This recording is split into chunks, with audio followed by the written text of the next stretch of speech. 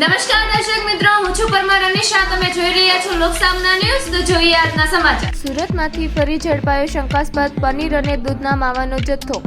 સીમાડા ગામમાં આવેલ ગુરુકૃપા ટેન્ડિંગમાં સોગ અને આરોગ્ય અને ફૂડ વિભાગના દરોડા. શંકાસ્પદ 540 કિલો પનીર અને 89 કિલો દૂધમાં માવાનો જથ્થો જપ્ત. અલગ અલગ સેમ્પલ લઈ તપાસ અર્થે લેબમાં મોકલાયા. સોગે જાણવાજોગ ફરિયાદ નોંધી તપાસ હાથ ધરી. ગુરુકૃપા ટેન્ડિંગના માલિક ચંદુભાઈ સાવલિયા રિપોર્ટ આવ્યા બાદ કાર્યવાહી કરાશે. કુલ કિંમત ₹1,56,300 મુદ્દામાલ જપ્ત કરી કાર્યવાહી હાથ ધરી. સર, એસઓજી પોલીસ દ્વારા સરથાણા પોલીસ સ્ટેશન વિસ્તારમાંથી ડુપ્લિકેટ પનીરનો જથ્થો પકડેલ છે. સર, એમાં શું હકીકત છે?